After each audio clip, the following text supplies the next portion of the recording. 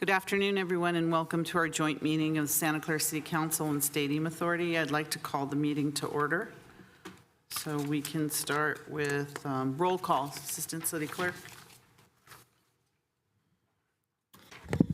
Councilmember Board Member Watanabe. Here. Councilmember Board Member Hardy. Present. Councilmember Board Member Jane. Here. Council Board Member Becker. Here. And let the record reflect that Councilmember Board Member Shahal and Vice Mayor Vice Chair Park are both absent this evening. Mayor and Chair Gilmore. Here. Thank you. I'd like to make a motion to excuse Council Members Chahal and Park. Motion and a second to excuse two council members.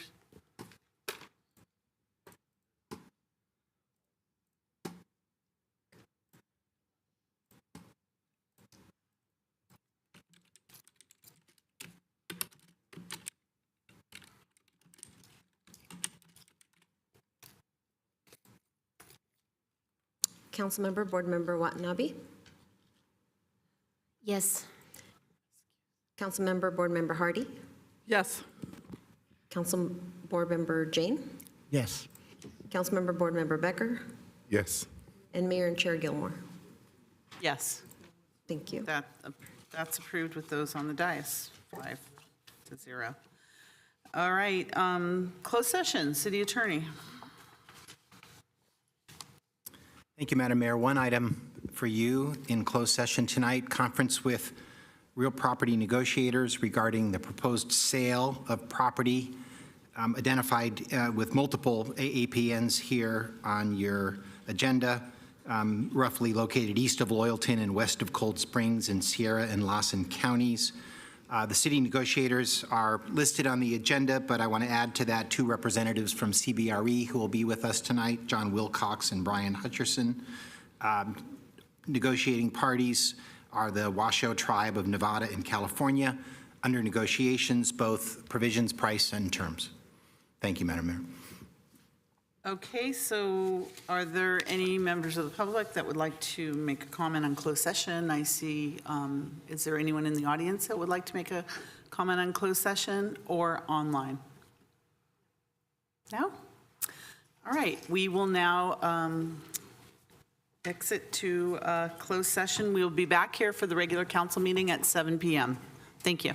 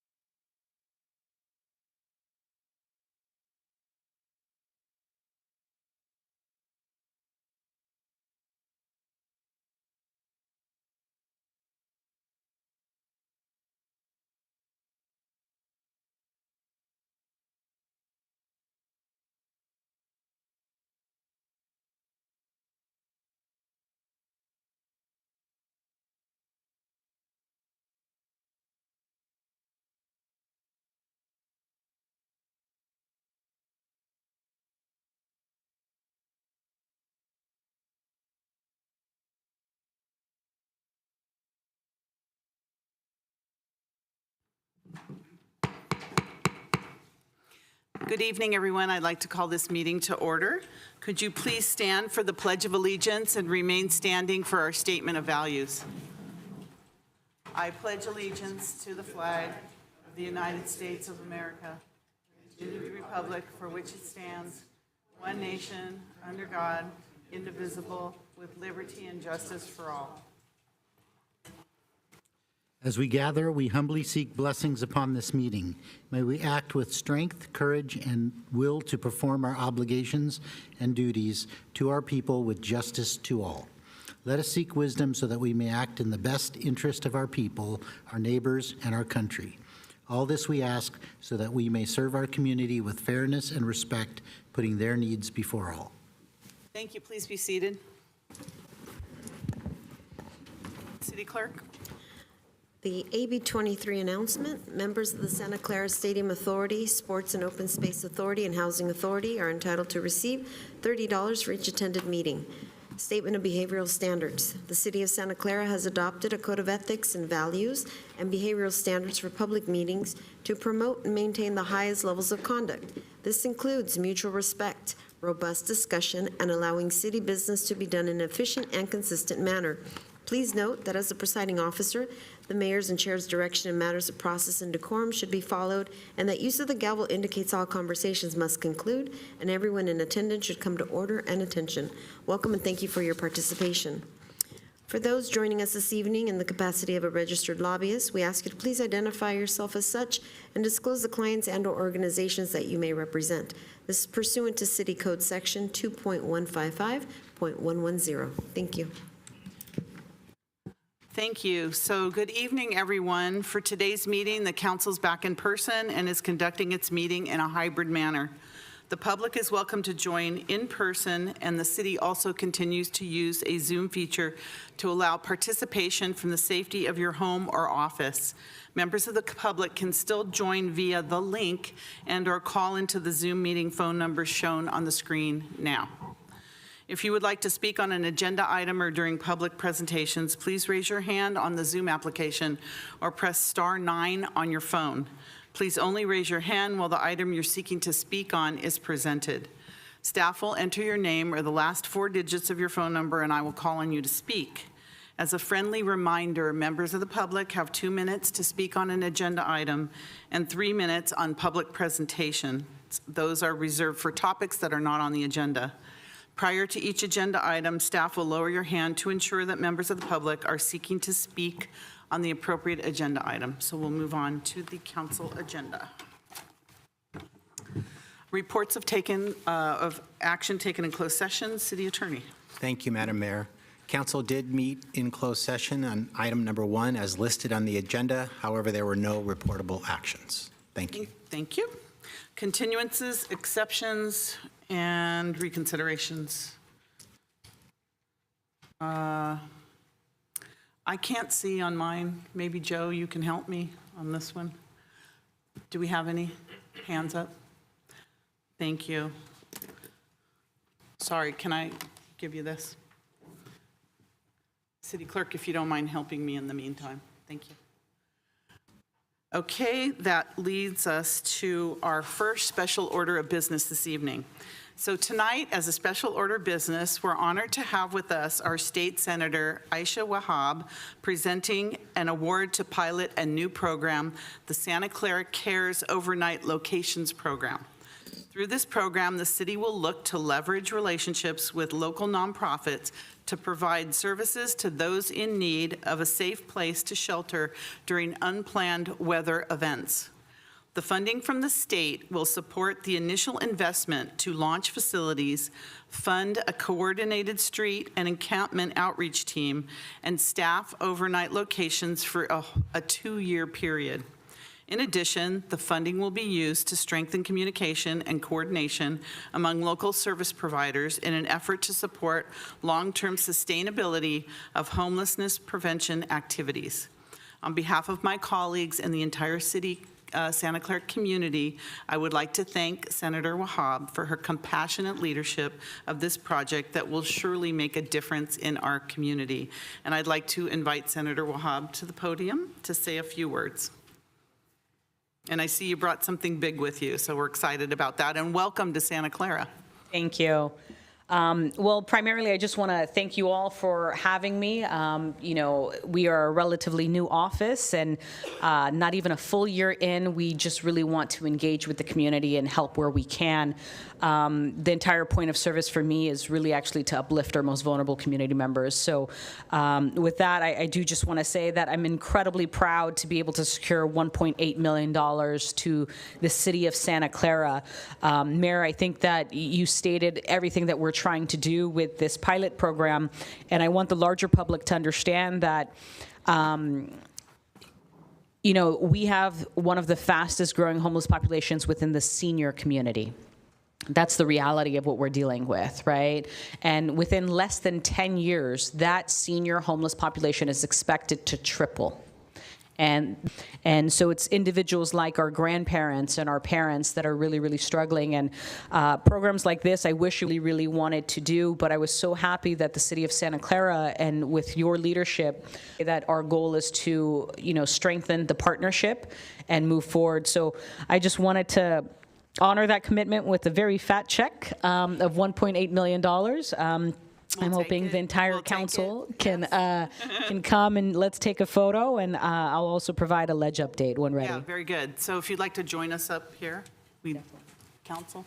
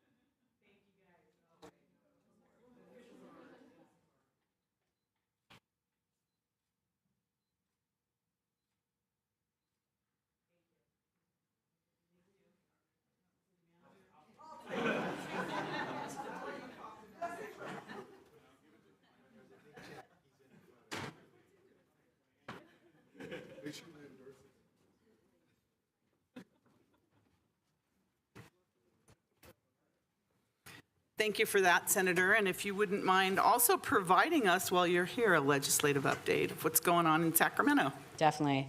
Thanks. So, I think that it's very important. Again, we stated we are a relatively new office, not a year in. We've tried to have events every single month, really strengthen relationships with all the cities that we represent, and really build a partnership. And I tell, the city managers that I've met with, as well as city staff, and all the electeds that, one, my cell phone is available to you all. We want to be able to be a true partner. If you guys are having complications with statewide departments, if you guys are applying for grants, if you guys need any help to kind of move things forward for your city, we want to be the go-to person to kind of help initiate that. So I'm very proud of the work that we have done in just literally a very short period of time, and I want to provide an update. And let me see if I know how to use this. Okay. So overall, I'm going to go over the bills that were signed into law. I'm also chair of public safety. I want to talk a little bit about fentanyl, the budget wins, and some of the grant wins. Some of the bills that I've done is, really to kind of, again, uplift the most vulnerable communities. We passed a bill that allows for all state employees to use existing holiday time for their respective cultural day off. So whether it's Diwali, whether it's Eid, whether it's Hanukkah, whether it's, whatever the case may be, we want people to be able to really celebrate their holidays and be very inclusive. And our district is probably one of the most diverse districts in the state, so it's incredibly important. I carried 2 bills for Santa Clara County. Santa Clara County in particular is the leader in the nation, I would say, in regards to social services. So specifically, I grew up in foster care, And sometimes when a kid is transferred, or even an adult, to a different county, some of the services that they require is not always following them, right? And so the social worker doesn't always know what programs they were originally enrolled in and so forth. So we passed that to allow for true data sharing. You know, we live in a tech environment. We need to kind of update our requirements, if you will. And also reunification of parental cooperation. There's a lot of parents that, because they are poor, they can't join certain programs, or those programs aren't offered in their respective areas. Not every area is like the Bay Area. So in more rural areas, programs are not readily available, or they're too far away, or they're too expensive. And so we want to prioritize the child being reunited with their family through the judge's decision. So that passed. I'm very proud of SB 464. It's the sexual assault. Not only increases in rape kit testing, but auditing and a faster process for them to get the answers they need. We push Iraq, Ukraine, throughout the Middle East, throughout Eastern Europe, and even Southern America and Latin America as a whole. So we want to be able to provide the housing and other services that they require in priority. Is SB 555. It's the first in the nation Stable Affordable Housing Act. This works with HCD, the Housing and Community Development Department of the state, that would identify 1.4 million stable affordable homes for California. We need to preserve and protect the housing that we actually have. And this, again, identifies affordable housing. It is not focused on market rate housing, which many people struggle with. So I think that this is prioritizing affordable housing, moderate income housing, low income housing, and extremely low income housing. So that's incredibly important. It's the first, again, first in the nation built. I will say that our office is very dedicated to working on policy, not politics. So I have partnered with, whether it's Republican, Democrat, progressive, moderate, conservative, does not matter to me. If the bill policy is a good idea, we try to support where we can.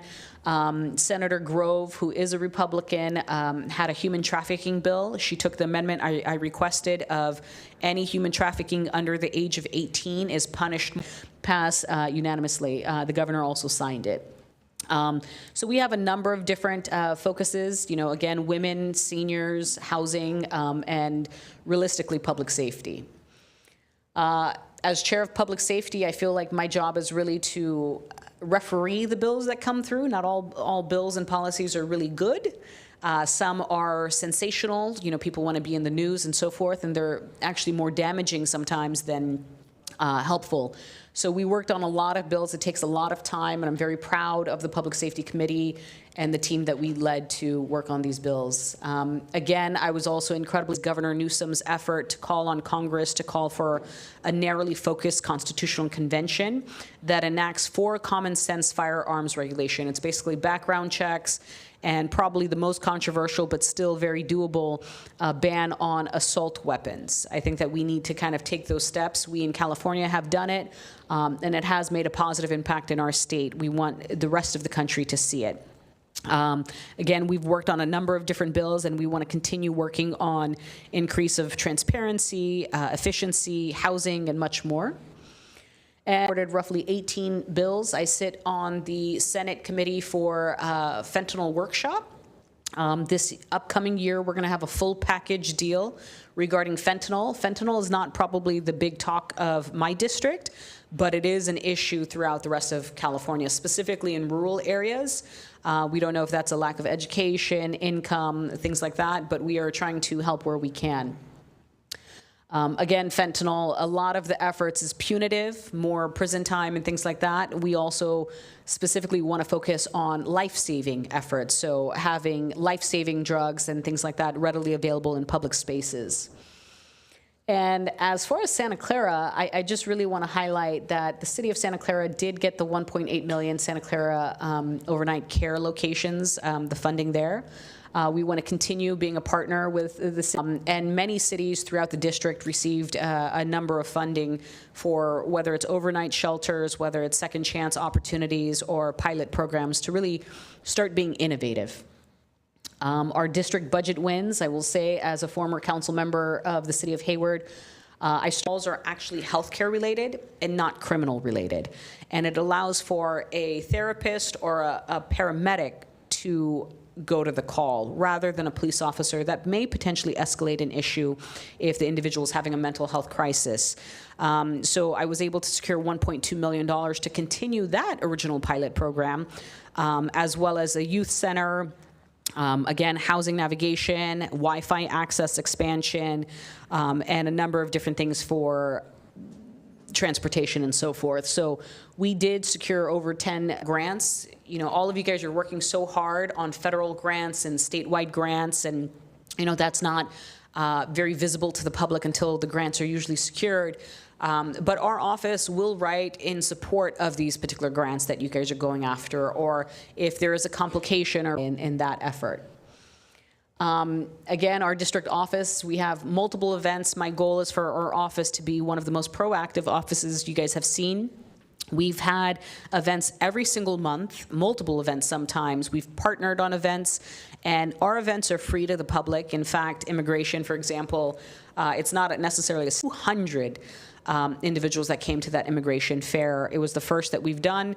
We plan to continue to do things like that. We have a turkey giveaway. Actually, this Friday, our goal is to give away 500 turkeys in the district to needy families. So we have one this Friday and one next week.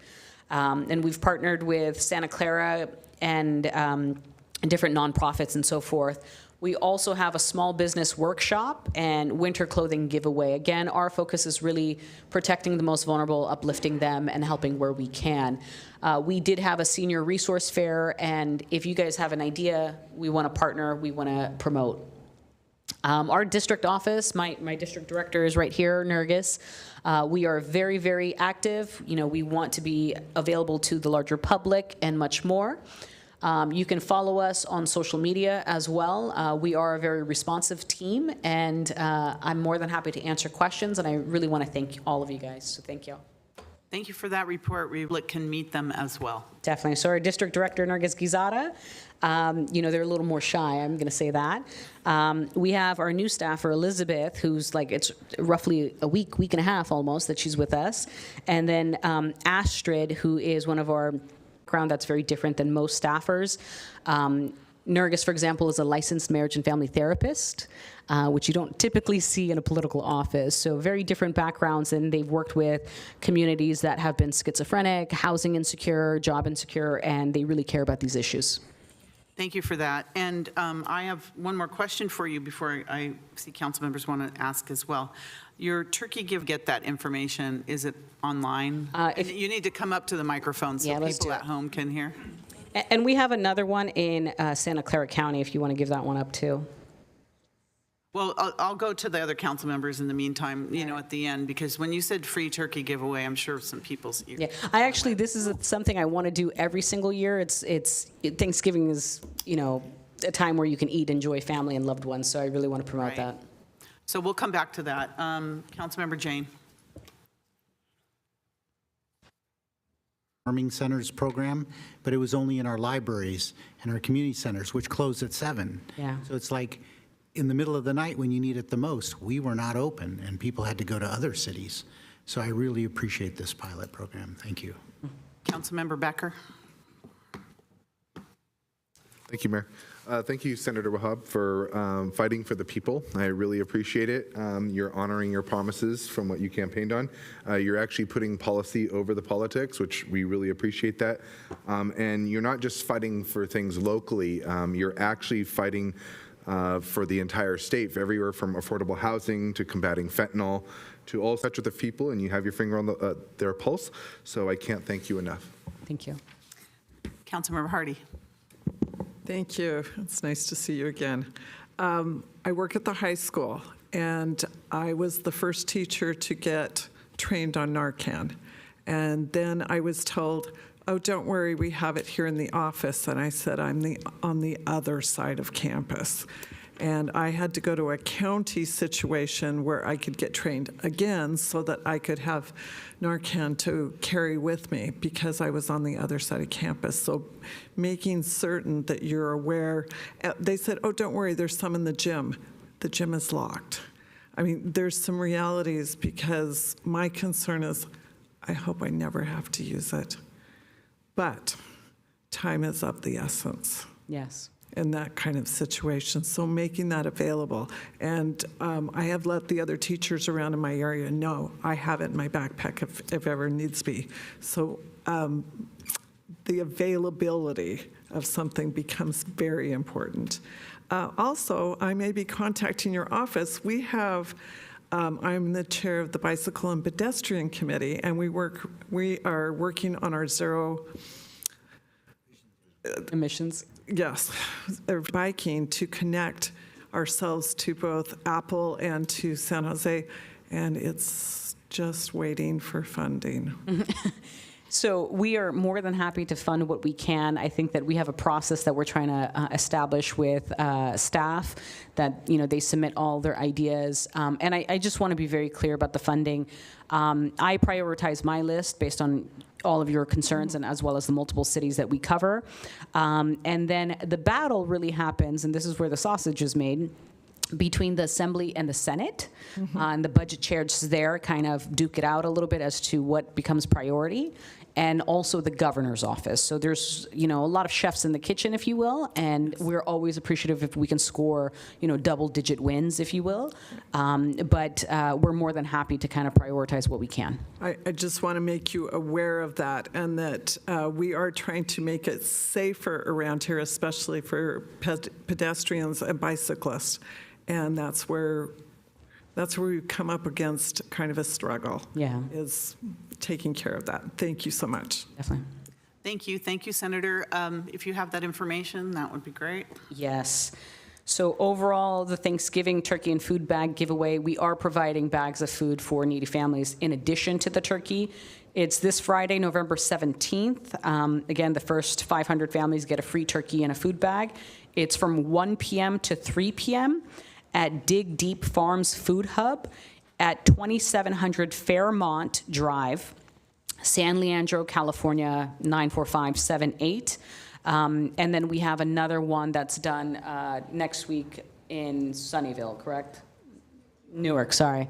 I always do that. So we have, the other one is on Monday, November 20th, from 10 a.m. to 12:30 at the Newark Senior Center. Again, we're trying to do this every single year. My goal really is to eventually hit 1,000, but this year as freshmen, we're hitting 500, so we're making some progress.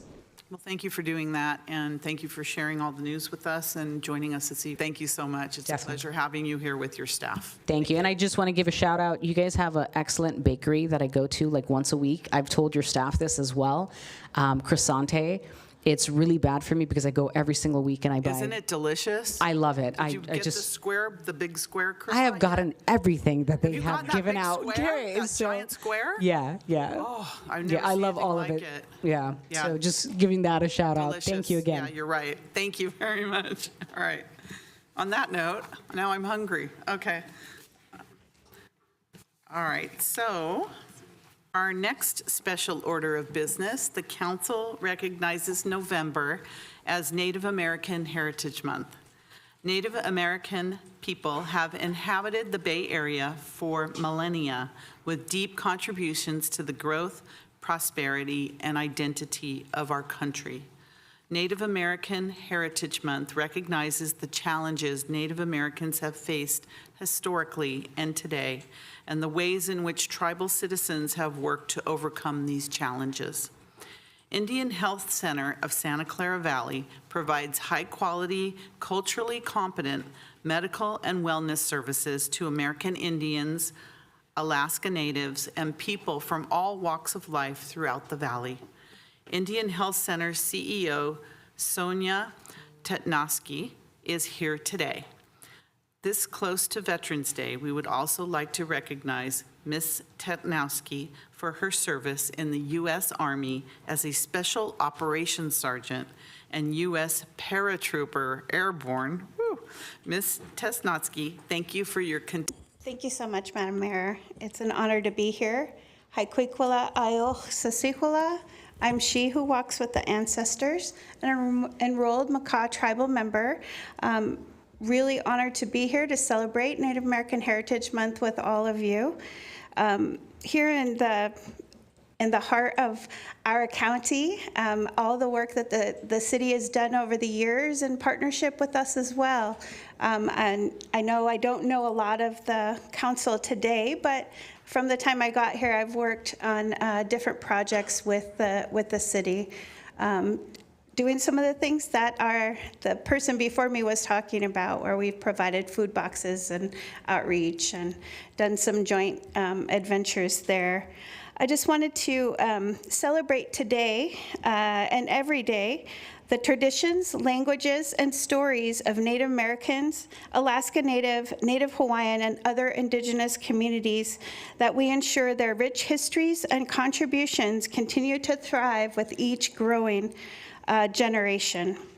As an American Indian organization, we celebrate those cultures and that heritage of our remarkable relatives who deeply enrich the quality and character of our nation.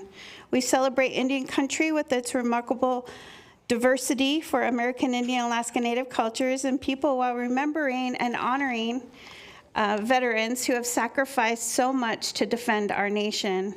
I'd also like to acknowledge those still fighting for federal recognition. In 1990, President H.W. Bush approved a joint resolution designating this month as National American Indian Heritage Month. Currently, there are approximately 574 federally recognized Native nations in the U.S. Of those, there are 110 federally recognized tribes in California and 81 entities currently petitioning for recognition. Tribes in California currently have 100 separate reservations and rancherias. America's history was born from Indian history.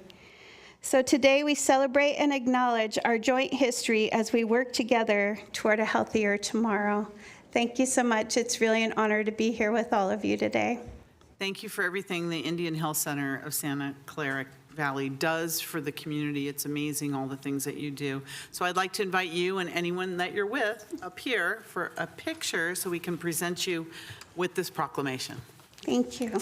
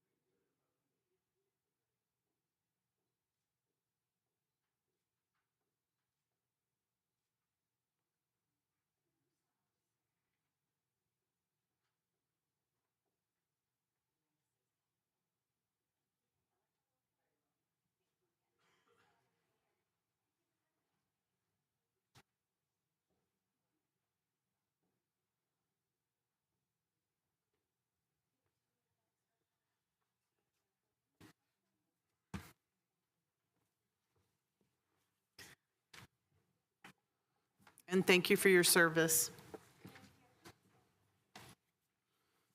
Council would also like to recognize. Madam Mayor. No, go ahead. Thank atrocities of colonization and the genocide, Native community history. We wouldn't be here if it wasn't for that. Capitals. And I think there'd be better education if we start learning about tribes in this Bay Area and we can name them by heart. No, you're good. Thank you.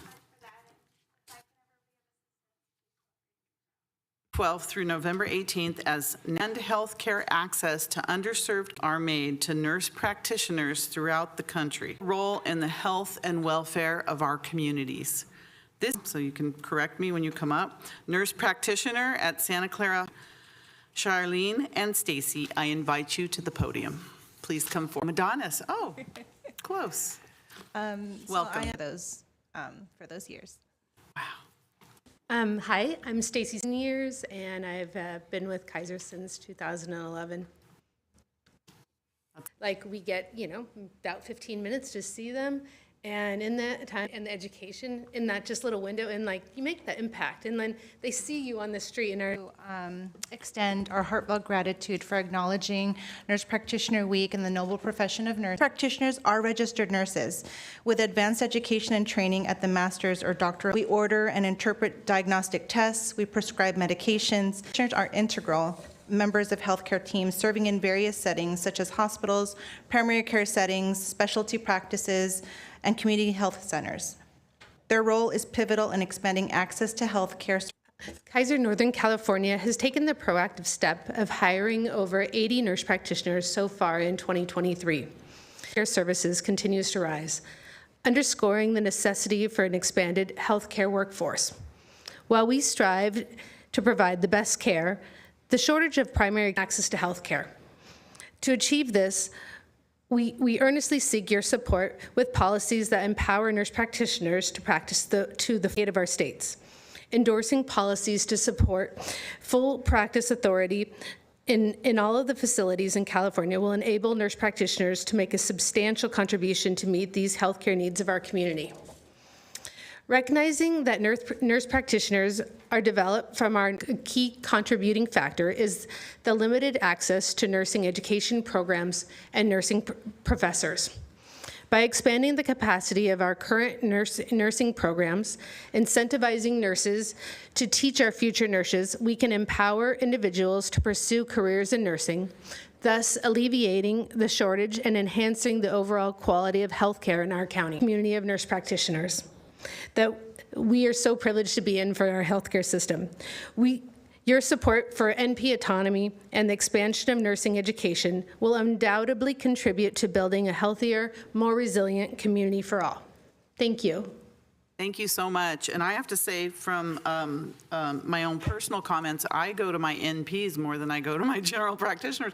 There's a special bond that you have. I don't know, it's different. I don't know what it is, but so thank you so much for joining us today. Would you please do us the honor of coming forward so we can present you with this proclamation?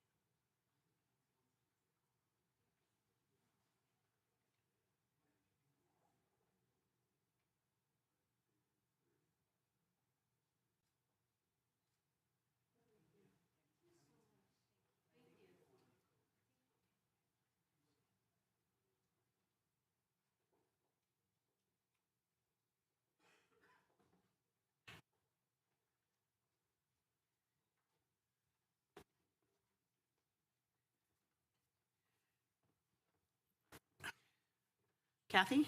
Councilmember Watanabe. Thank you, Mayor, and thank you, nurse practitioners, for all that you do, for the service that you provide to your patients and the assistance to the doctors.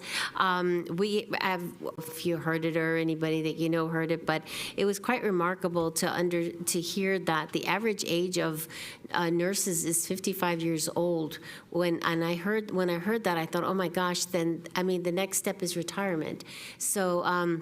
And then there was talk about how, you were talking about education. Well, as a result, these women, the nurses, they're retiring, and so you lose that great, education, that mentorship as a result, and there are programs, there are great nursing programs out there, but there aren't enough teachers for the programs. So, and I thought, my gosh, wouldn't it be wonderful if people could just capture, these nurses that are planning to retire and encourage them to go back and teach instead. And because you provide, it's invaluable, the service that you provide, and as our aging, our population is aging longer, that all the more reason we need good nurses and nurse practitioners and general practitioners and everybody in the medical field. So thank you for all that you do, and obviously. All right, we're going to move on to the council agenda. The next is the consent calendar. All items are approved with one motion unless an item's pulled for discussion. Councilmember Watanabe? Thank you, Mayor. Yes, I'd like to pull item 4E like Edward, please. 4E, and that is Councilmember Becker. I have nothing to pull. I'd like to make a motion for the remaining balance. Second. Okay, motion second for the balance of the consent calendar. Is there anyone else in the audience or the public that wants to pull an item? The consent calendar? All right, and we're going to hear that after item 5. We have two hearings. We have staff here. All right, when you're ready, City Clerk. Oh, we get to use our actual voting machine today. All right, next we have public presentations. Is there any member of the public that would like to make a presentation on an item that's not on the agenda? All right, Lee, go ahead, Lee.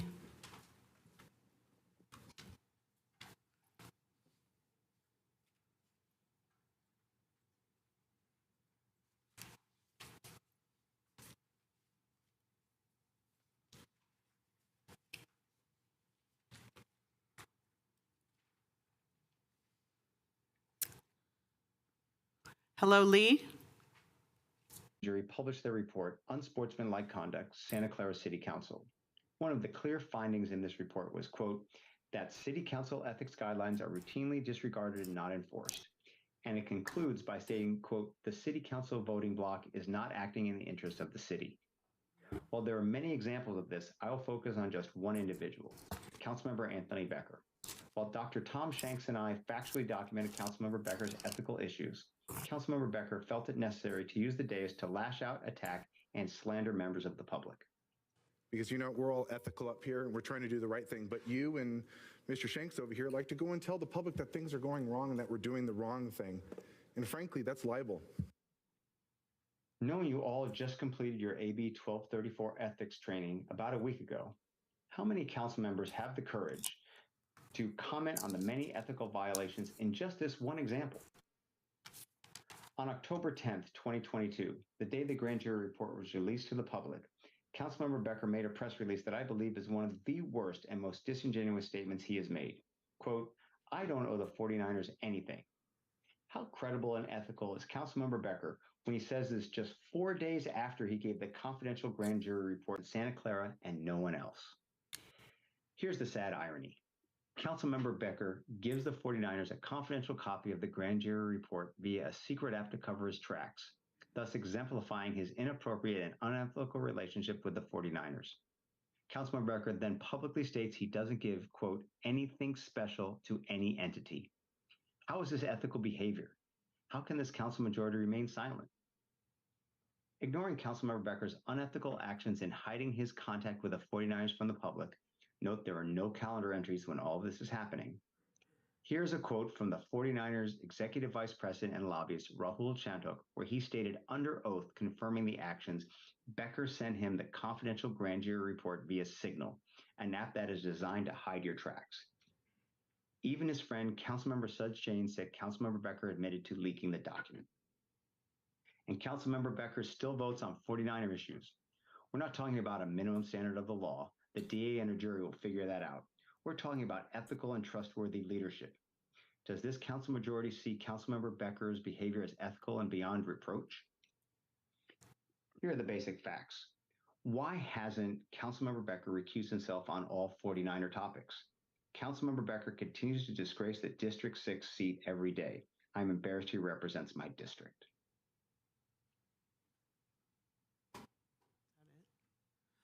All right, Adam? Please come forward.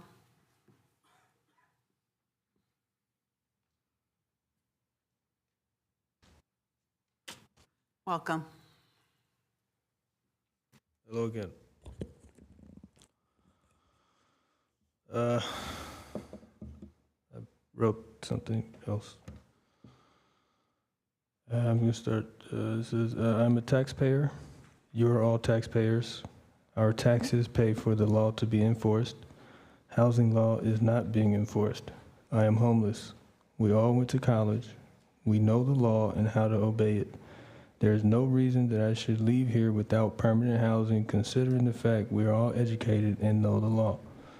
It is redundant after saying that to say that it is illegal for me to leave here without you reserving a hotel room with our tax dollars at a hotel our tax dollars pay for. We are all educated. Nobody here is stupid. Please use the tax dollars in the City Hall housing account and make me a hotel room reservation. I was in foster care. It would have to be permanent housing. Judge Judy and housing law, TV education, public education is high school education. We all know how to obey the law. Please do your job. We all know what the law says.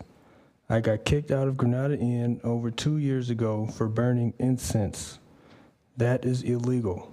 It is illegal to kick someone out that used to be in foster care for any reason, even if they burned the place down, which is not likely to happen. If I leave because I have to catch the bus to get to the library at Central Park where I live, you, by law, have to find me and give me a hotel room reservation. We are all educated. We know how to do this. Just use the City Hall housing account bank card and make me a hotel room reservation. A hotel nearby is best just in case I need to request any changes or other accommodations like Best Western Holiday Inn or have to show up and complain about a room and want a different one. Thank you for your time and consideration. Amen. Thank you, Adam. City Manager, is there any referral we can give to Adam or for signing up for housing? City Manager? Thank you, Mayor. Staff is aware of the request and will appropriately route it to our affordable housing staff. Thank you. Thank you very much. Thank you. Brian?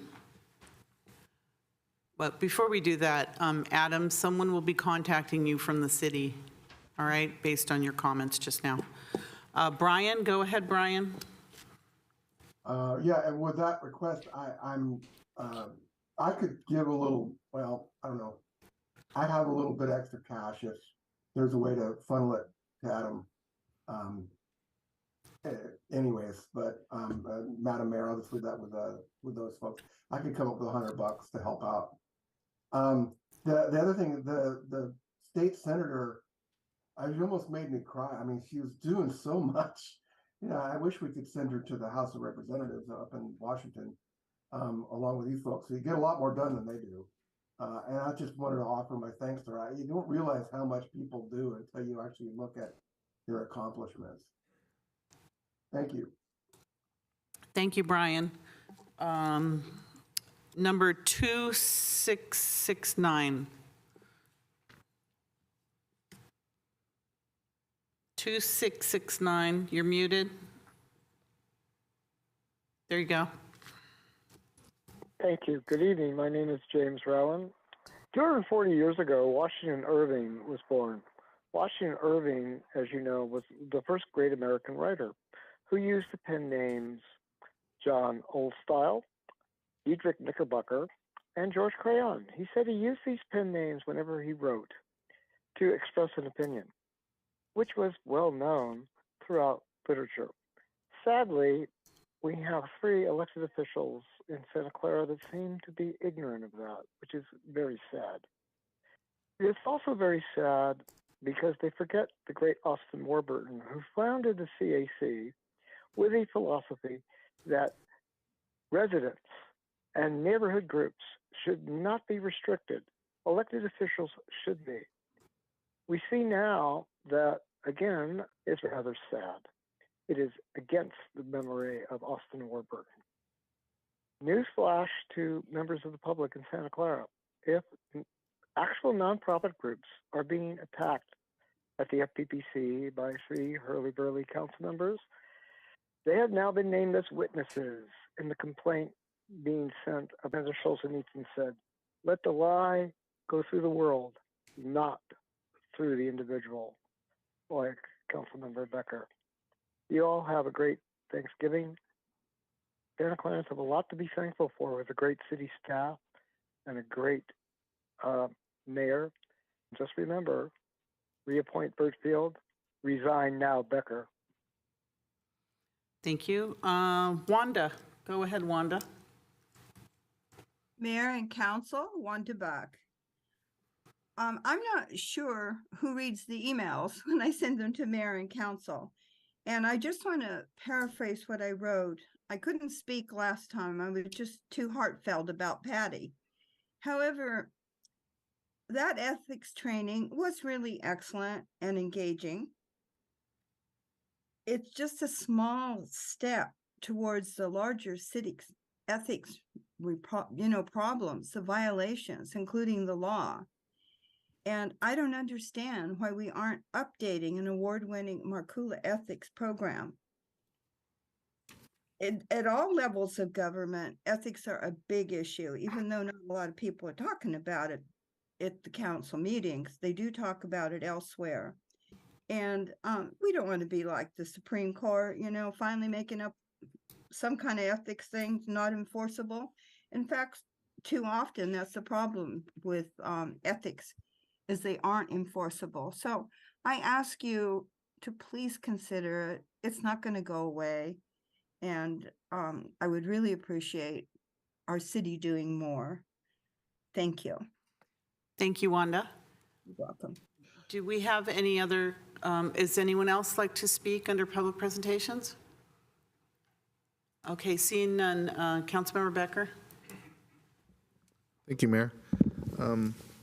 Brought up during public presentations, I'd like to make a referral to staff to look over our lobbyist ordinance, especially for political lobbyists. And the reason why is because a caller that keeps calling in consistently is self-proclaimed political advisor to the mayor, special advisor to the mayor. And I think that right there is a lobbyist. And I think that that person should have to register as a lobbyist. So I'd like staff to review that and see and get back to me, or city clerk's office, if they are in violation of that ordinance. Because frankly, it just gets to be enough when I hear this over and over again. There's a thing called due process.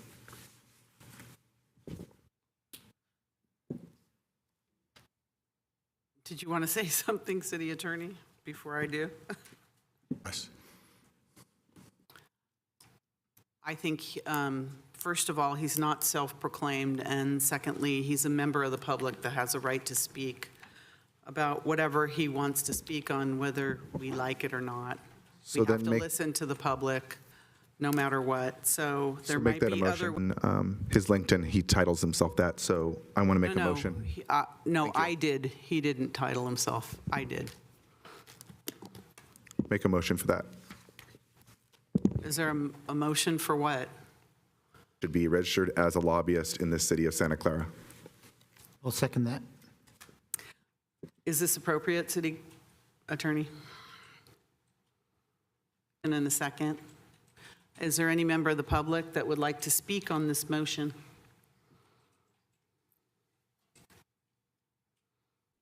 Definitely innocent until proven guilty, and I want to make sure that that's clear.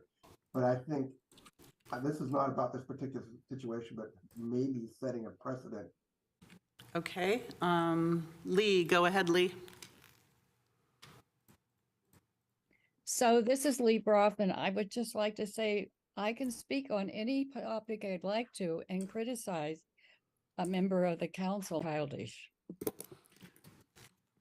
Okay, is there anyone else that would like to speak on this? Members of the public have come up and criticized me up one side and down the other, and it's our job. But to single out a member of the public, again, this isn't the first time, again, this particular member of the public, it's just really, I know you're saying that you're not going to support it, but I mean, if you talk about transparency, I mean, this kind of might be. Discussion on this, it's a mere referral, so I don't want to get into too much deliberation on it. well, I'm going to respond when I'm in ridiculous and personal and shows our public that, oh,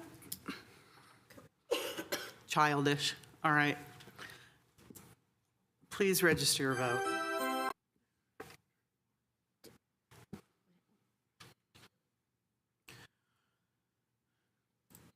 Public, so moving on, we are going to item number 5, which is action authorizing the city manager $944,484, lots of fours in there, to support the construction of 106 affordable housing units at 1601 Civic Center Drive, and direction to allocate up to 400, total city contribution of up to $5,400,000.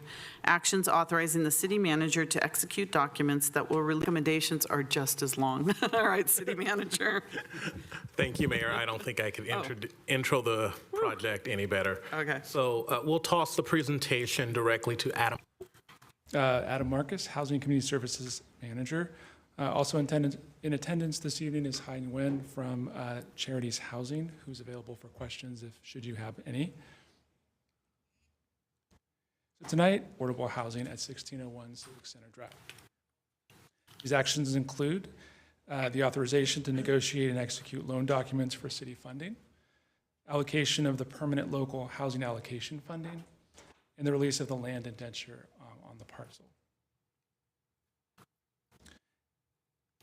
As you may recall, this entire 27 extremely low-income rapid rehousing units.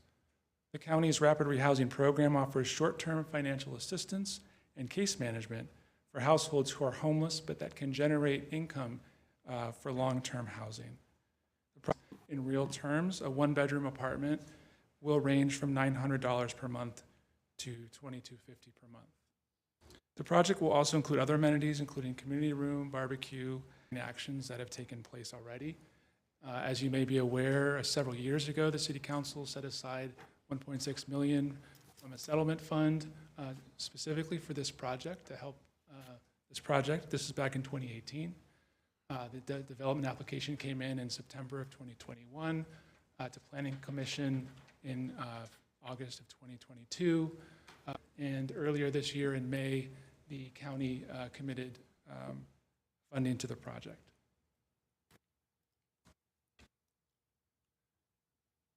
And here we have a summary of the funding sources, the permanent funding sources that are going into the project.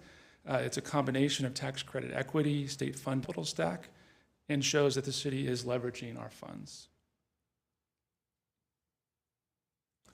And here's a breakdown of the city's proposed contribution to the project generated through impact fees. And the second smaller piece is from the permanent local housing allocation, which is state funding that's set aside for City of Santa Clara. The first part is really the developer's contribution and is paid out in later years throughout the early phases of the project, again, through the developer's share of residual receipts. 1964. The purpose of this indenture was to restrict the use of about a third of the parcel so that the site can be fully optimized for the development of 100% affordable housing. And here we have the timeline of the project in terms of next steps. It is important to the council process. The city staff are currently exploring ways to support the developer, Charities Housing, with an AHSC application, which is up to $20 million tax credit allocation by September of next year, start construction by June of 2025, and complete construction by fall of 2026. So I won't reread it again, but again, we do have 3 recommendations here tonight, and we're happy to answer any additional questions you may have. Thank you. So, Councilmember Jane? Yeah, first I want to say that I spoke to Kathy Robinson of, so the city will get the money back. What I really, it's very important that as people become unhoused, that they get rapidly rehoused. So I'm fully in favor. Heard you talking about we have to take off some restrictions. I'm not certain I saw where those. Member Watanabe? Thank you, Mayor, and thank you, and Adam for the presentation. Yeah, I think I had the same question about the to implement the loan agreement and close escrow and to execute documents that will release a recorded indenture. So it looks like that in dollars. Is that to be repaid over? Did I read correctly? 55 years, or what is the the procedure for that, basically? But that's. Member Watanabe, yes, in recommendation number 1, I know it's a really long recommendation, but it's the same resolution. So there is the loan. Yes, it is a 55-year loan, and so the first 15 years we have to make sure that that the developer's fee is paid off, and that once is when the projections predict or estimate that we would start receiving that income coming back to the city.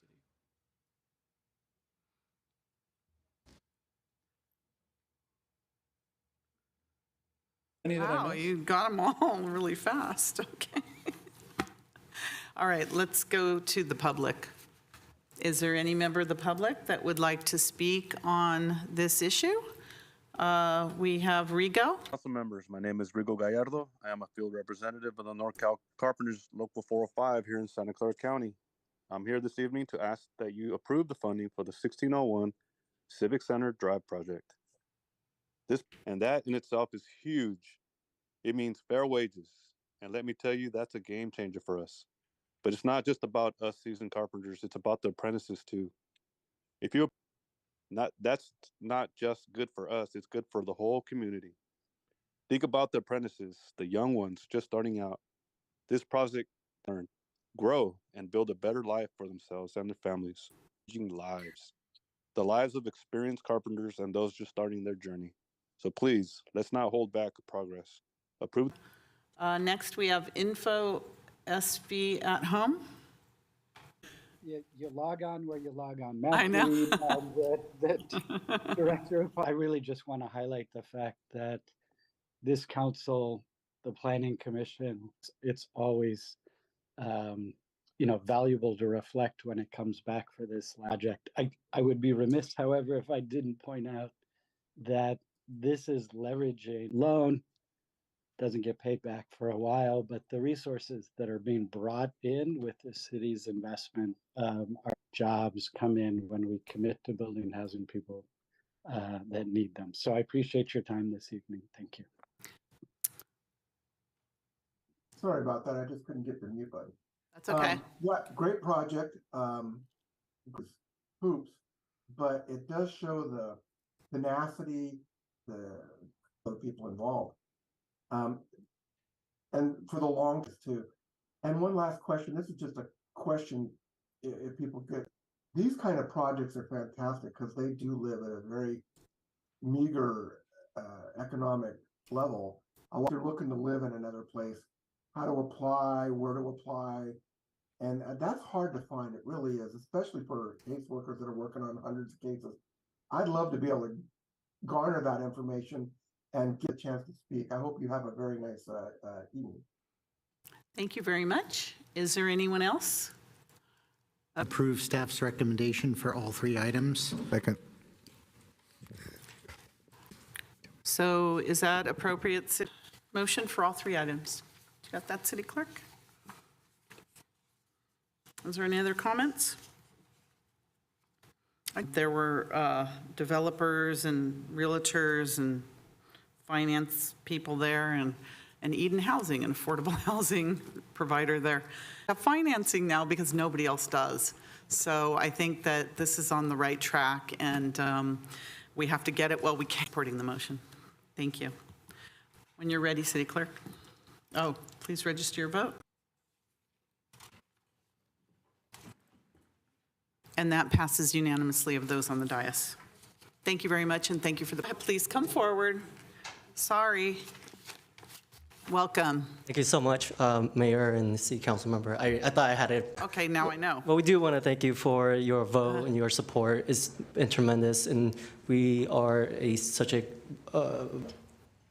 alluded to in terms of the ASIC funding, the Affordable Housing and Sustainable Community Fund that we're sort of starting to engage to secure this funding through the application later this year.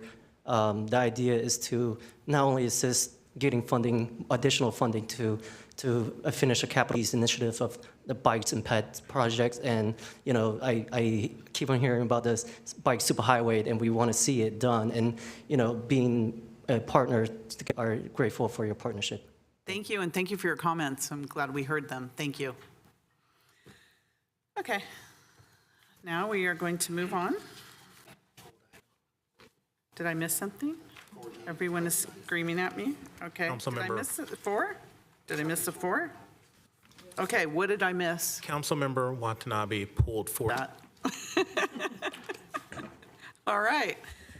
Item 6, action on award of $5.22 for Finance Department Central Warehouse. Lee, it says. Okay, Director Lee. Great. As you read out, it's a large dollar number, $30.2 million. So I wanted to take. It has a central warehouse function that's a part of the finance department, under the responsible for maintaining the stock of our inventory of over 3,000 items for both Silicon Valley Power and our water and sewer utilities, and parts for our distribution system and for water, sewer, and electricity are available 24 hours a day, 7 days a week, 365. So in addition to maintaining the inventory for our everyday maintenance of our utilities, they also support the purchase of inventory for our construction projects as needed to keep those projects on time is also a key function of these 4 positions. And so that last bullet there, that doesn't happen alone in our department. It's done with collaboration with our SVP department as well. Included some pictures in the slides so you know what they look like. And I want to pricing their commodity-based pricing, so the wiring that's on the picture on copper as well. So a lot of price fluctuation with regards to commodities, but I will say at least vendors, and we historically as a city have used a firm called Trayer Engineering Corp. Some more recent volatility with some large increases. So the recommendation here is for that first item, switchgear, not to exceed cable used to for our 12 kV distribution system. Again here, a long-term vendor that are based on ours according to our purchasing code, not to exceed $7,264,378 average annually. The next item, item 3 and 4, include different pad-mounted transformers, and so the city conducted a request for bid not to exceed $2,792,704. And then item number 4 here is the vendor with a purchase order not to exceed $4,441,591. And then last but not least, some of the equipment here between switches and our electric distribution system capacitors is to delegate authority to award that purchase order upon completion of that procurement. And so the recommendation before you, I know these are law corporation in the amount of $14,876,917. I won't read the whole thing. Staff recommendation number 3 for pad-mounted transformers to Fleming Electric for $2 million segments, $4,441,591. Item number 5, as I mentioned, upon completion, selection, authorization for the city manager to issue that purchase order. And then item number 6 is just as it relates to any of these items and the purchase orders and the issuance of those authorization both to the city manager to issue those. And with that, Both SVP staff is available for any technical questions on the equipment, and I'm also available for any questions on the presentation. Thank you. Thank you very much. Wow, it's just overwhelming with all these numbers. I have a question about the recommendation number 6. Just basically, I mean, I know we're authorizing the city manager regarding the other purchase orders, the 5 purchase orders, but anything for any further actions that might be necessary, does the city manager work with the director of like that? Do they work together, basically? That's my question. Thank you. Not yet. Thank you. Councilmember Jane? I didn't have any questions. I wanted to make a motion. All right. SVP contracts and purchases go through both our procurement division and then ultimately to the city manager for signature and approval. All right. Thank you very much. I'm going to go to the public. Is there any member of the public that would like to speak on this issue? Brian, go ahead, Brian. Thank you, Madam Mayor and Council. Really appreciate it. You're all doing a very, very good job, and you should be proud. Trees blew down, and they took a bunch of poles. I think, this is where the supplies to fix all that come from. And even though it seems like an awful lot of money, when your power goes out, or your, the stoplights go out, heaven forbid, it's this kind of rapid response because they have the weather becomes more extreme and other things happen. It's really a something to ponder. And the gentleman that just did the presentation, my head would have, not literally, but figuratively exploded with all those numbers and stuff. Thank you. It's nice to get such positive comments back. And I know that our weather's coming up soon. I see rain on the horizon and everything else. So we appreciate Councilmember Jane. First, I wanted to commend SVP. They won another award today. Approval, staff's recommendation of all 6 items. Second. Can we do that all at once, City Attorney? When you're ready?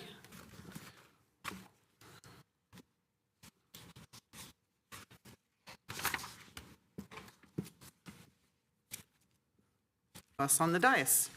Thank you very much. Thank you, Director Lee, Director Pineda, City Manager, everyone involved in that. All right, now we're going to go back to our last item on the agenda. What time is it? At 8:30. All right, our last item is Councilmember Watanabe pulled an item from the Stadium Authority consent calendar, 4E, action on stadium manager's request to execute agreement with Colony Landscape and Maintenance. Pull this item because I know in the past there have been quite a few questions and concerns when the landscaping and the replacement of the sod at the stadium has come up as an item on this issue.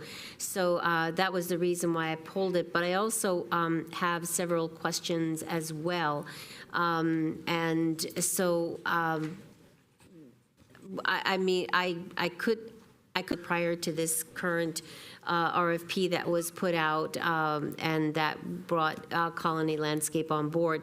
And if there was, how long were they the landscaper? And it had to be replaced over and over again. There was concern as to who was paying for effective issues regarding the sod, as to who would be responsible for it. So, but I wanted to make sure that, this is not going to impact the Stadium Authority. And just for clarification, I did read where it's a 70-30 split between the Stadium Authority and the stadium manager. The 3 years, except for the last year, goes up 5%. But at the same time, I'd like to know that, at what point does the Stadium Authority, at what point is the Stadium Authority responsible for for paying that? And what guarantee does the Stadium Authority and the public have that these costs will be used now and are not being saved for groundskeeping purposes in 2026, because the contract does go through 2026, the end of 2026, that this cost that's being allocated to the stadium authority is something that I believe in the past it was Manco or the stadium management that was responsible for that cost. So that's all I have, and I hope it makes sense. Thank you. Councilmember Becker? To myself, but the one I do want to ask is, seeing that they're going to do this November 15th, 2023, sounds like a very interesting date that they want to start doing this at. Is this any concern regarding maybe the rains or the season, because it's going to start getting, I heard, pretty rainy as well? Anyone else? I have some comments, because back in 2000, multiple times, so back in 2015 and 16, I wanted to make sure that the city wasn't, the stadium authority wasn't paying for the field replacements because they were for the benefit of the team. We even asked our auditor at the time, Harvey Rose, the team's responsibility for changing out the fields. They did it often. I wanted to make sure that the public wasn't paying for the field replacements that we weren't responsible for, you know, in our split. So then we didn't hear about it for years. So the numbers were they never came up. They were never shown or revealed as to who was paying for what. So I just want to make sure that if the fields are being replaced, they're not being replaced on our dime if it's not our responsibility to replace them. And typically when they're replaced, it's during football season where we don't have many concerts or other things which would require us to, you know, be contributing towards the replacement. So I wanted to know, how are we monitoring these replacements? And we contributed to, had a concert or something that contributed to having the field being replaced for the football team. So the fact that it's coming up now and it hasn't come up in 10 years is concerning to me. And for the public's sake, as Stadium Authority Executive Director. Sure. Thank you, Mayor. Thank you, council members, for the questions. Why don't we start first with the timing question. The timing has been set for mid-December. It's actually timed to be ahead of the home game, December 25th. The 49ers will have a home game. So it is time sensitive, whether it was conflict with our concert season, and is currently scheduled to occur in mid-December. With regard to how long the proposed vendor has been servicing the stadium, and are they the current vendor that has done sod removal? The answer to that is yes. Staff has looked back. They were the last company to do sod removal. I should point out, while not a city council question, the contract that is before you is for sod removal. Back on April 4th of this year, you approved a SIN. That contract was a 3-year contract, first-year contract price, $1.6 million. And so total annual sod, both removal, purchase, and installation, approximately $2.2 million. Just one, it is not coming from the city. Per the city's stadium lease, these costs are a shared cost between Stadco, a company related to the 49ers that administers stadium-related items. That is negotiated in the stadium lease that was signed approximately 10 years ago.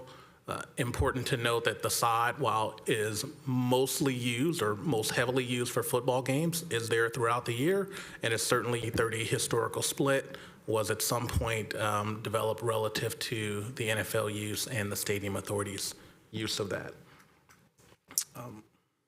So the funds that are asked for allocation to Councilmember Watanabe's question will not be saved. The request is for a total contract amount not to exceed $120,000 for the third year.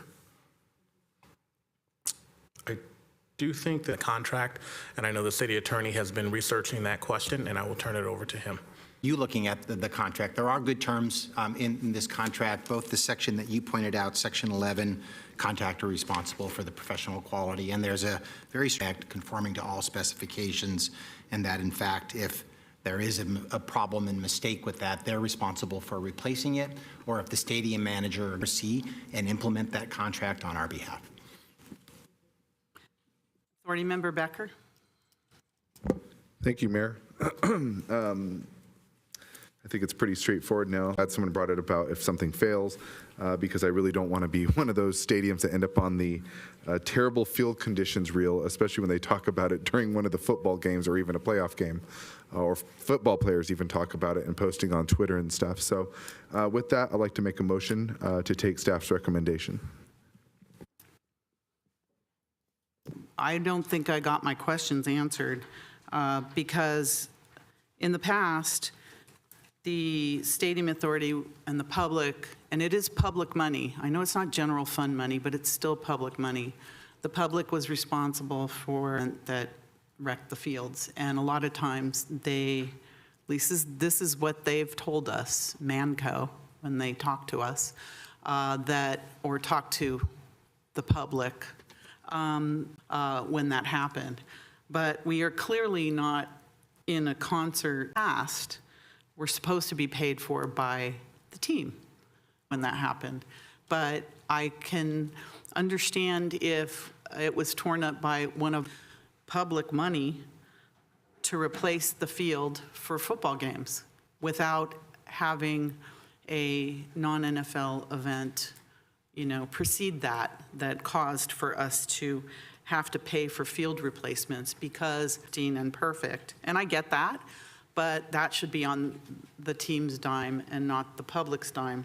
And so clearly this is now evolved, I'll call it, evolved somehow over the last several years to be, or recently to be a public responsibility when I don't think it is. So, and when I asked how are we monitoring these replacements, and I don't even know how many replacements there have been over the last few years, because basically when we brought up this issue back in 2015, 16, 17, whether it was from the public side or the team side. So really on behalf of the public, I need to ask these questions. Where's this money coming from? And I'm not getting a clear answer. And we are clearly in the NFL season. All right, Authority Member Jane. Yes, I would like to read from the packet that we got. It says shared expenses are split between, most shared expenses are split 50-50, with groundskeeping being the exception with a 70-30 split, and Stadco being responsible for the larger share. I believe that's in the stadium lease. Thank you for reading that, but it doesn't apply. Authority Member Watanabe. Thank you, Mayor, and thank you for the responses to the questions. Going back to what the mayor was on the field was for the Elton John concert, and it was during the NFL season, but I know from that one experience that the field was protected, and to make sure that it didn't get torn up, delegated to the stadium authority because there are precautions being put in place to make sure that the turf does remain protected during non-NFL events. So like I said, I've got my concerns because until you mentioned the April 4th contract, I didn't realize that we hadn't had any long discussions about the sod or costs regarding the turf at the stadium, who's responsible for what and why, making sure that the stadium authority was not going to be responsible or paying any of those costs. So, I echo the mayor's concerns about why this is coming up all of a sudden after so long, and what is really behind it, and the fact that it's a 3-year contract with 2 years. But the mayor said, we're here to protect the public's interest and their monies in the stadium and their costs that is coming from taxpayer dollars. So I echo the same sentiments. Executive Director? Sure. Mayor, Councilmember Watanabe, and to the full council, given your questions, why you haven't been seeing this annually is the last contract was a multi-year contract approved in March of 2020. And so the request, staff did look at it with the legal counsel and analyze it, and we do believe it to be normal and customary and consistent with the stadium lease agreement. But I understand the questions, and we can come back of sod replacement as well as the prior contracts and when they went to council and how they specifically relate to the stadium lease and the other agreements. And Mayor, your question of when did the 70-30 split occur, I can't answer that right now, but I'll commit to get back to the board and we can provide that answer. So if you're going to come back at December 5th, what I'd like to see is, it shouldn't be difficult then, for the last 10 years, 9 years, how many times has it been replaced? At what cost and who paid? What was the split? Because I could never get that information, so please come back with that information, because that would inform us as to how, and then we can look at the timing.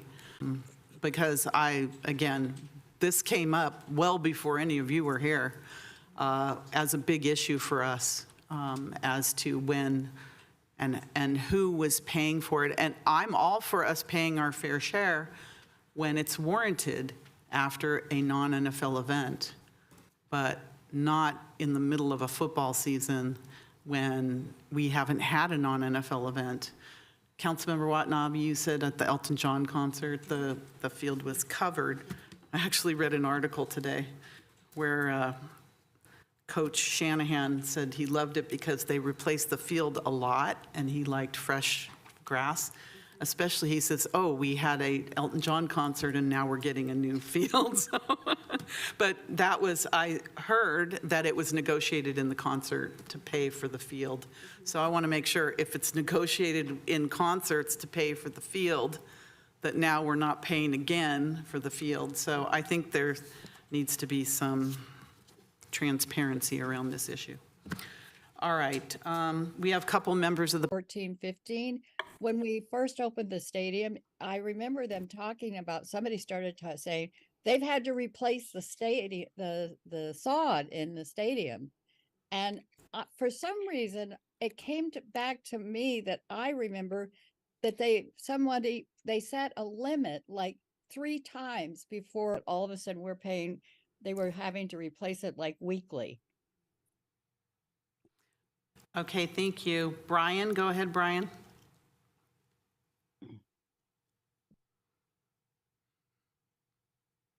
Brian? There you go. Just unmute. Sorry about that. That's okay. I guess I'm in a complimentary mood. Even though this is a very hard subject and there's some good questions on both sides, and I'm not I love the 49ers, I love the stadium. I'm not a super Mr. York fan, and but all of you have taken the time to listen to each side. You pulled this item out. There's a lot of angst and frustration, and I can see that. In some ways, I believe that's because you're all passionate about your positions. And I still want to trust that all of you are doing this for the best of your heart's desire and you know what you have with your fiduciary responsibility and city council. You're managing a lot. Look what you've actually done tonight. And there's something to be rejoiced at, because our democracy is being attacked, blah, blah, blah. I know it's a bit offside, but it goes back to this is what cities are like. Land use issues, paying for this, doing that, but it's still democracy in action. You're taking our input. There's a lot of places on this planet and throughout history that's just not a possibility. And I just want to make sure that we're all truly thankful for that. Thank you, ma'am. Thank you, Brian. Is there anyone else that would like to speak?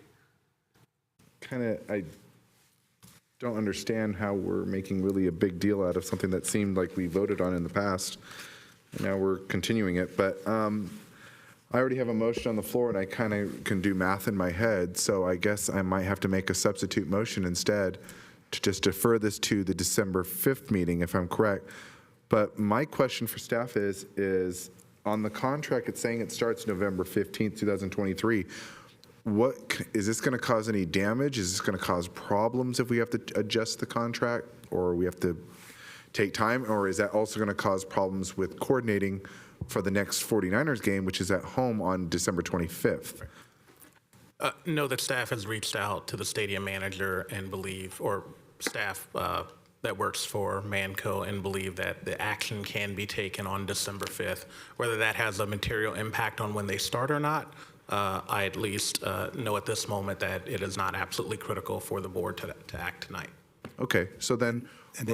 Madam Mayor, if I might, and following up to your request, you don't need to make a substitute motion. Staff will bring this back on December 5th as described. You could just even withdraw your motion with the understanding that it will come back with questions answered and an opportunity for the council to act at that time.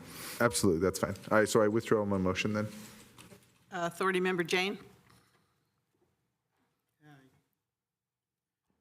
Yes, I would like to read from the stadium lease, section 8.3.1, proportionate shares. It says that tenant shall pay the remaining portion of the stadium insurance expenses applicable to lease year. With respect to groundskeeping services, tenant's proportionate share shall equal 70%, and the stadium authority's proportionate share shall equal 30%. So this has been there since the very beginning, and I want to read from the council minutes of March 13th, 2012. Motion was made by Kolstad, seconded and carried with McLeod, dissenting that per the Assistant City Manager's Memo 3/9/12, the council adopt resolution number 12-7916 entitled A Resolution of the City of Santa Clara, California, making certain findings regarding the stadium lease between the Santa Clara Stadium Authority. That groundskeeping is not a capital improvement of a turf replacement for the second time. Authority Member Watanabe. Sorry, thank you. Based on a comment that was made, is there not sufficient monies currently in the budget to cover this cost if they wanted to start working on improvements right now? I would imagine there's still money in the budget to cover that cost until December 5th? There are sufficient budgetary limit, and so board approval is needed for the contract to proceed. I understand that, but I was just, if they wanted to take action right now in terms of making improvements to the field, the turf, or whatever, there should be sufficient funds in the budget. There's a bit of a nuance there. Let me say this contract to remove the sod cannot be executed without board approval because it is above the executive director's authority. So, but there is sufficient funds in the budget should there be board authority to enter STATCO.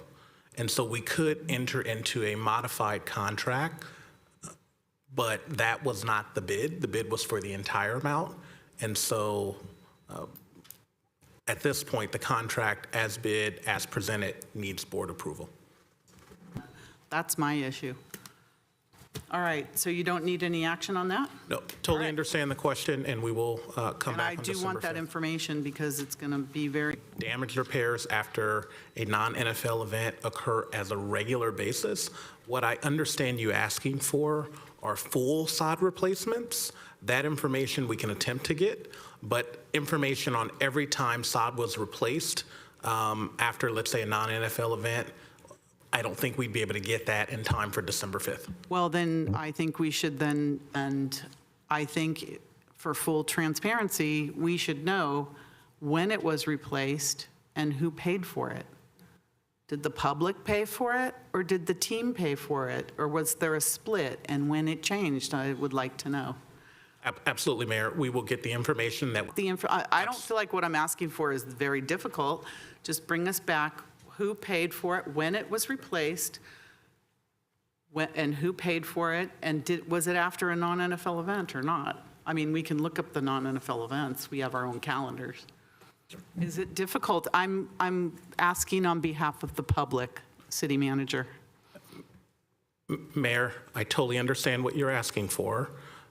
As I said, we will get you the information we can by December 5th. I just wanted to clarify that there are minor sod replacements after non-NFL events, and what I heard the board asking for were the larger sod replacements that have a split share of cost. I just wanted to be clear that that's the information that I think that we can seek and get, which is what I understand the request to be as well. It should be, excuse me, I'm sorry, it should be any sod replacement that the public paid for. That's what we're talking about. I never said but this and not that. It's just any sod replacement that the public paid for. Okay? All right. Demeanor. To be honest, maybe I don't think you understand the deals that you guys signed back in the past. To be honest, this just feels like constant micromanaging, and I think it's putting more work on our staff. But in the end, I think it's just another example of political grandstanding here.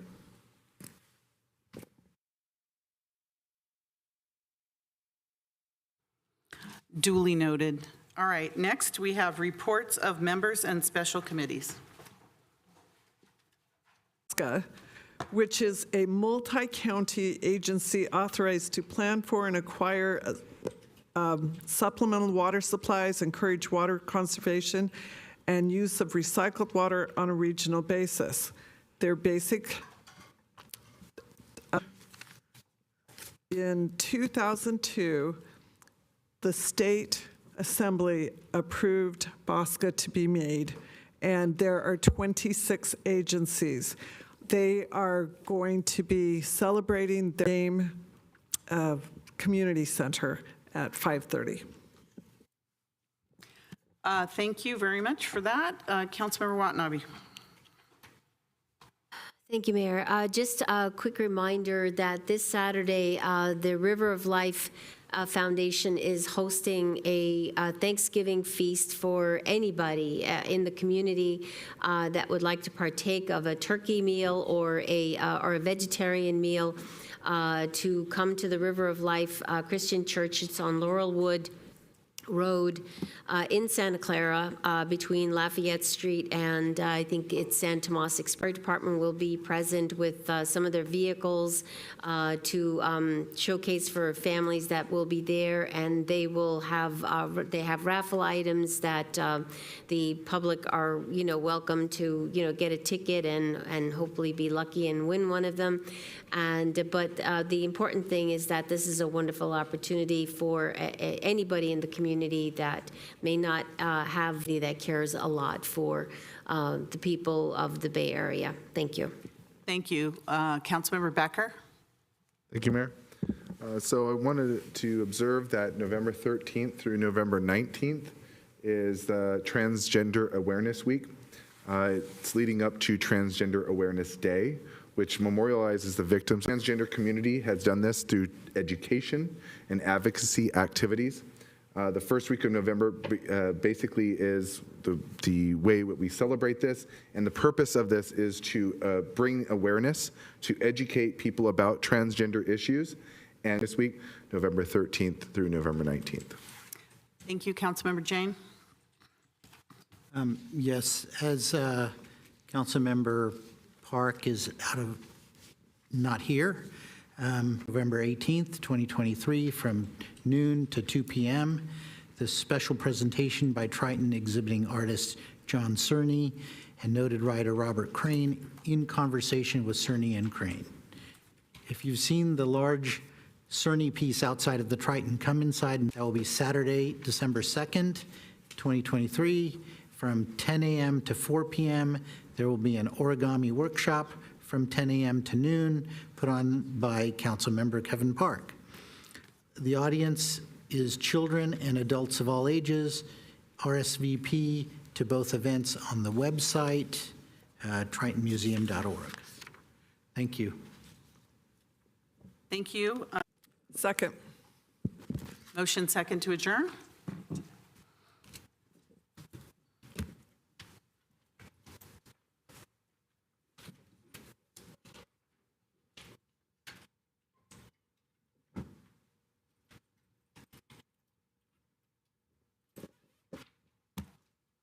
Please register your vote and note the time, 9:15. This meeting is adjourned.